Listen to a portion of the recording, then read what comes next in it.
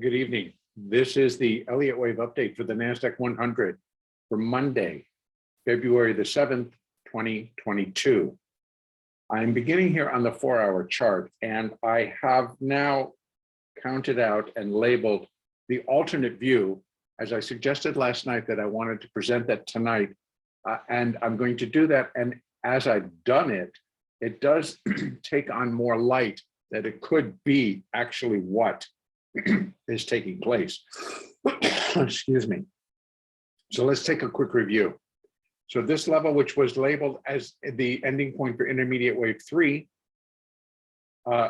is now back to being the completion point for intermediate wave 5, and in turn primary 5 and cycle 5, and one more above it, supercycle wave 3.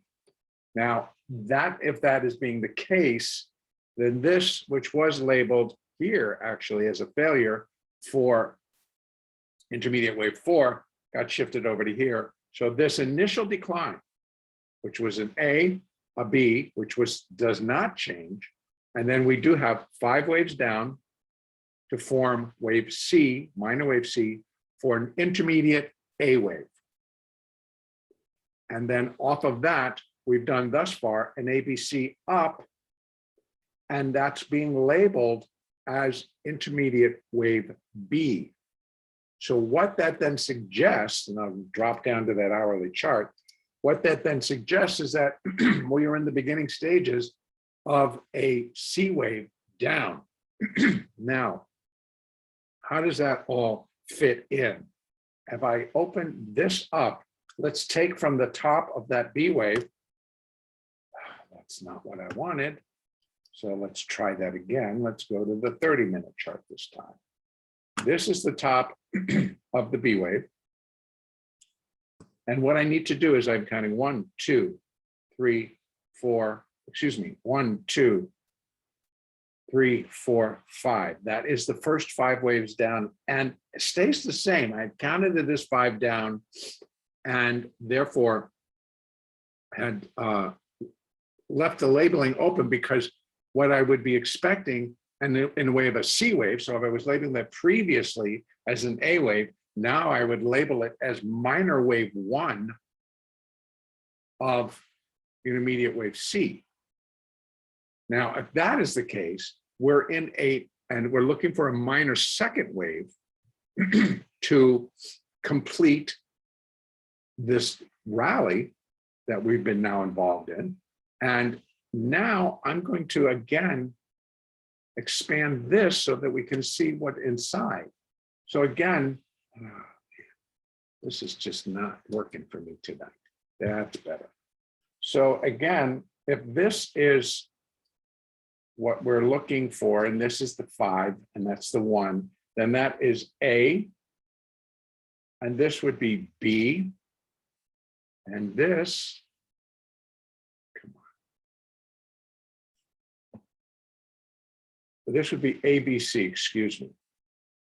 But then we start to get into this motion of A, ABC, B, and then this coming down as a C wave for the internal B wave of this correction.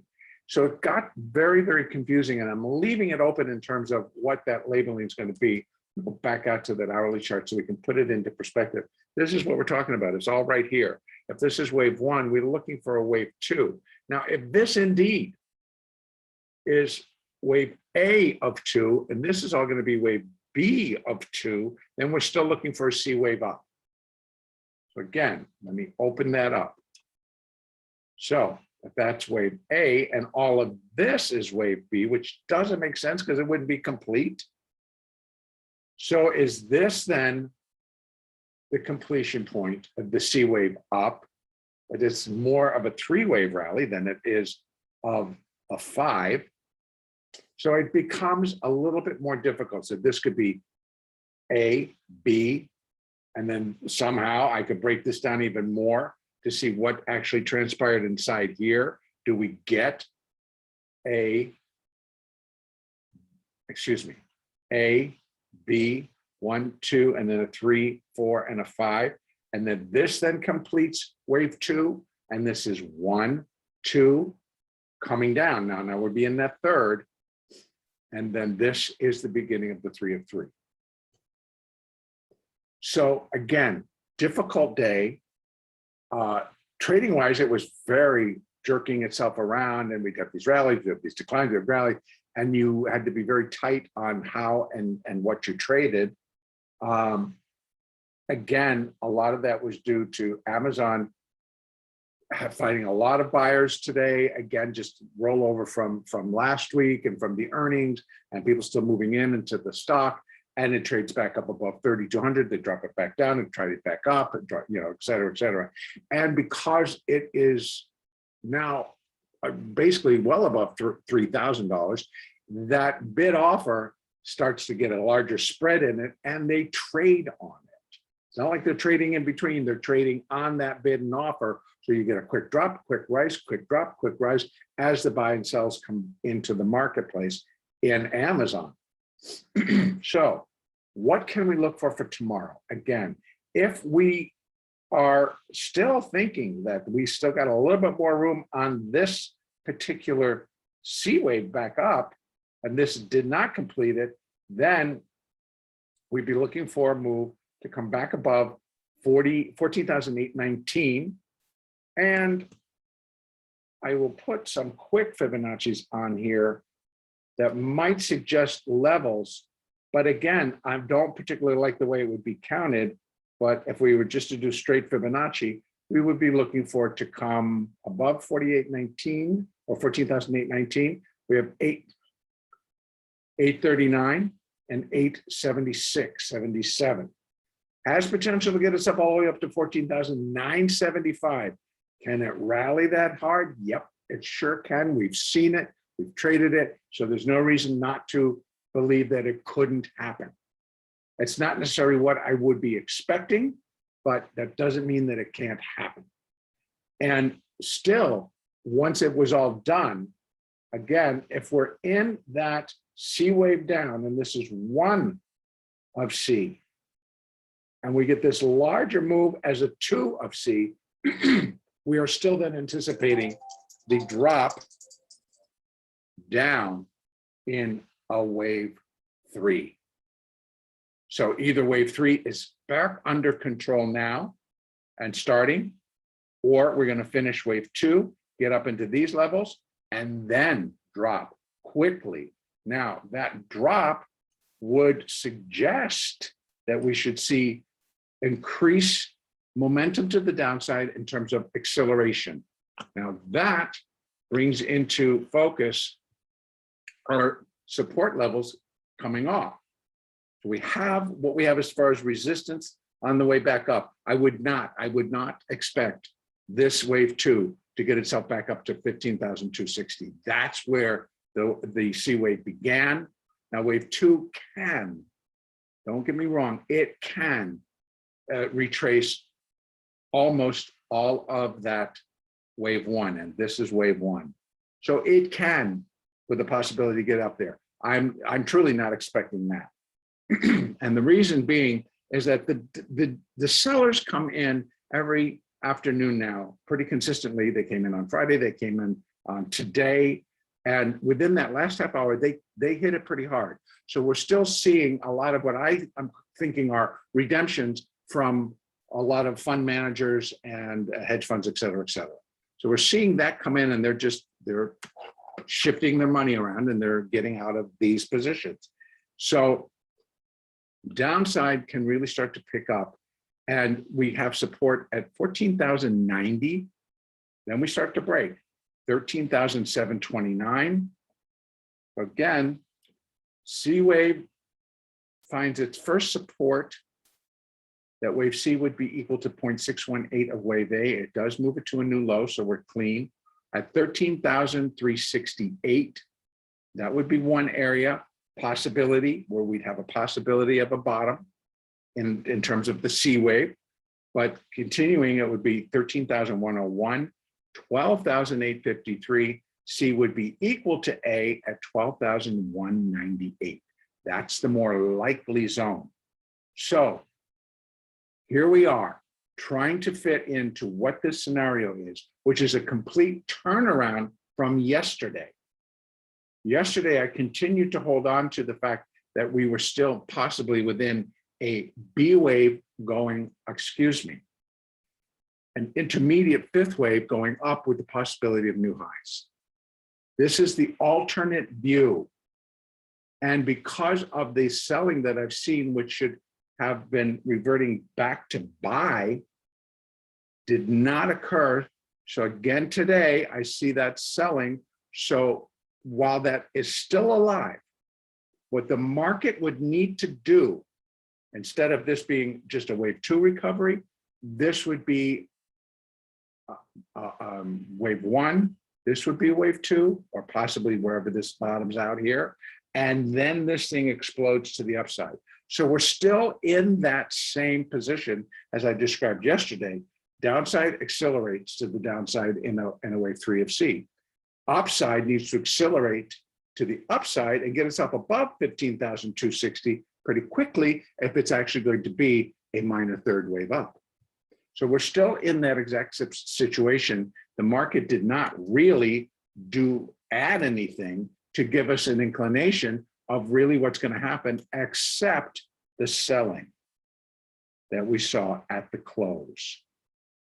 Very similar to the selling we saw at the close on Friday. Continued selling overnight, continued selling once Europe opened. Then the rally back up, and then once we opened, taking it up to there, but then we sold. And they didn't just sell, they moved in. This is when the initial sell orders from over the weekend come in, and they took it from 14,781 down to 14,555. Then they bought it again. Then they moved it back up prior to our closing half hour, and then was at 14,727, and they dropped it again, this time down to 14,511. So these are very strong sells, and that tends to begin to negate the power that the market needs to come up with to prove a third wave is in force. Now, again, I want to say that doesn't mean it won't happen, but I would feel on the wrong side if I didn't present the alternate view. So that's what I'm doing today. And under the alternate view, we'd still be looking for upside, but limited to these zones here. And then the market starts to drop. But then it doesn't actually find a spot and everybody starts coming back in. It would start to break, and then it would start to get more intense as support levels were broken, as moving averages continue to get broken. Now here again, on the hourly, you can see we are back below. We broke the 200, we broke the 50, we broke the 20, the 8, and the 4, and we closed below them. On an hourly chart, that starts to present negative. If I move up to the daily chart, it's likely going to tell me the same story. But let's open this up and take a look.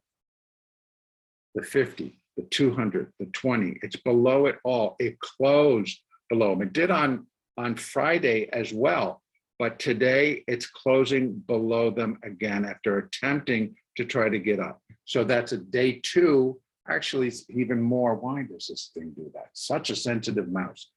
We have a negative bar, a negative bar, a negative bar, a negative bar. So there's actually 4 negative in a row on the daily chart, which does not lend a lot of credibility that the market's going to turn around and just race back above all of these moving averages as it starts to move up towards those new highs. So that's why we have the alternate view. That's why I'm presenting the alternate view. So again, if I have people that are coming in and they're following this analysis and basing some of their trades on it, I apologize. Hopefully that you're able to either switch the trades, or you've got stops in place, or you know how to reverse things around. If day trading we're prepared for whatever comes in. So I'm going to leave it right there. Trade smart, use the moving averages, use the Fibonacci, and then pay attention to how the moves unfold. Acceleration to one side or to the downside should become evident and last longer than one bar. In other words, it's going to be continuing, at least, and even on the hourly basis, it'll continue. So this was the close, but if it comes in, it continues, and then it continues, and then it continues, that's the acceleration that I'm looking for. Okay, I'm leaving it right there. Next update, Tuesday, the 8th.